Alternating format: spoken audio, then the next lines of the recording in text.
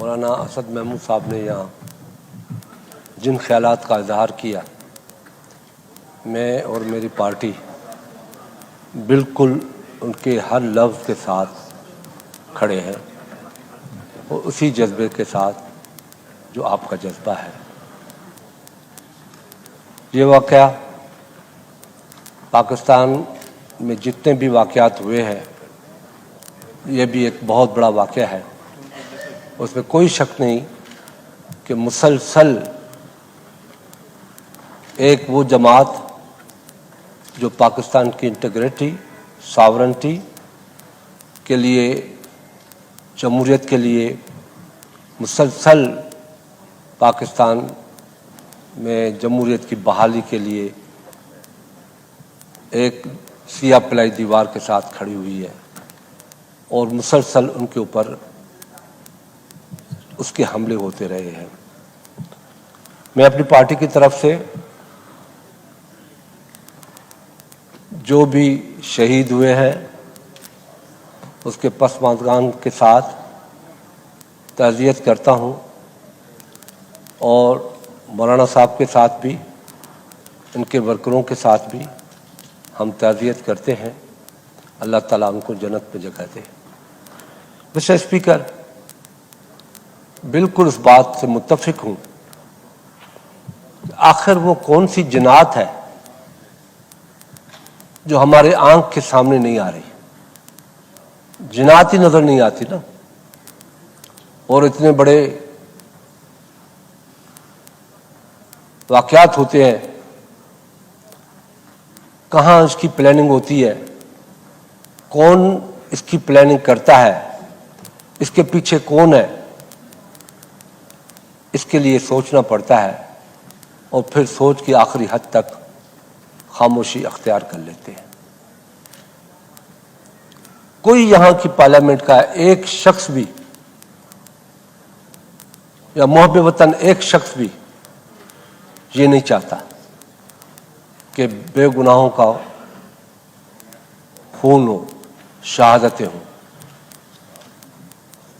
پاکستان میں ہمارے پاس ادارے ہیں، اور یہ کہنا چاہیے، اس پارلیمنٹ میں بھی نہیں کہیں گے تو پھر کہاں کہیں گے، کہ مکمل فیلیور ہے انٹیلیجنس کا۔ ہم خود جناب اسپیکر بہت بڑے وکٹم رہے ہیں۔ ہماری لیڈرشپ اس دہشت گردی کا شکار ہوئی ہے۔ پاکستان پیپلز پارٹی ہر لمحہ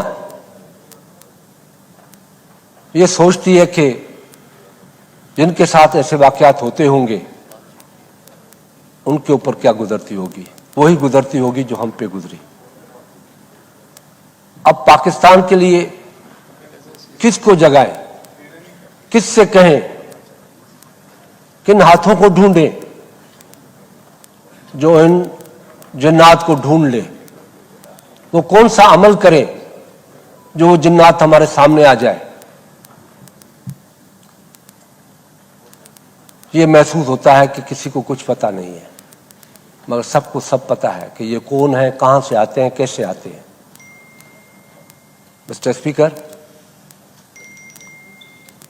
یہ ایک بہت بڑی تاریخ ہے، اور پاکستان اس تاریخ کی سزا بھگت رہا ہے۔ وہ غلط فیصلے ہیں، وہ نان ڈیموکریٹک سوچ کی غلط سوچ کی وجہ سے آج ہم 35 سال 40 سال سے رو رہے ہیں اور ان ہاتھوں کو ڈھونڈ رہے ہیں کہ کون واقعات کر رہے ہیں، یہ کون ذمہ دار ہے اس کا۔ کم سے کم 81 سے لے کے آج تک جس نے ہمیں اس دلدل میں پھینکا، اس کی پاکستان نے بہت بڑی قیمت دی ہے۔ اب خدا را ایک پاکستانی کی حیثیت سے ایک جوانی کا بہت بڑا حصہ अब हम बुढ़ापे में चल पड़े इस पाकिस्तान को दिया है, मगर हम को ये समझ में नहीं आती जो पाकिस्तान जिन ख्वाहिशात के लिए बनाया था कायदे आज़म ने, क्या कोई चीज़ हमने अचीव की? हाँ, ये दहशतगर्दी हमारे हिस्से में आई। ये लोग हिस्से में आए जो पाकिस्तान की सॉवरेनिटी को बर्दाश्त करने के लिए तैयार नहीं है। उसमें इंटरनेशनल कंस्पिरेसी भी होती है। दुनिया की बड़ी ताकतें पाकिस्तान जैसे मुल्क को बर्दाश्त नहीं करती। इसमें कोई शक नहीं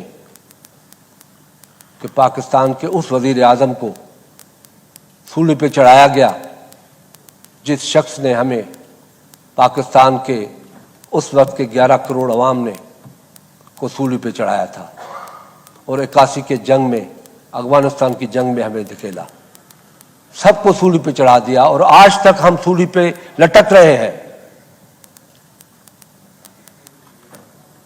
अगर असद महमूद साहब ने कहा कि खुर्शीद शाह हम या हमारे बच्चे आज़ादी के साथ चल सके, हाँ हम चल सकते हैं, बिल्कुल चल सकते हैं, मगर ये सबकी सोच होनी चाहिए। सिर्फ पार्लियामेंटेरियन या गरीब आवाम की सोच से ये मसला हल नहीं होगा। ये सबके लिए कल का वाक़या चैलेंज है। ये आपको चैलेंज दिया है कि आओ जो कुछ करना है, खुदारा उस चैलेंज को एक्सेप्ट करो। और मैं बड़े वसूख से कहता हूं कि अगर हमने अपनी आंख खोली तो हमें कोई शक नहीं कि ये जिनात नुमा इंसान हमें न मिल सके। ये सामने घूम रहे हैं, पता है सबको।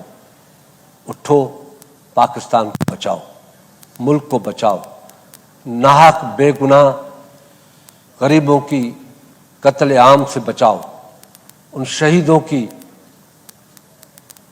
जो कुर्बानियां हैं उसको सामने रखो और इस पाकिस्तान को बचाओ।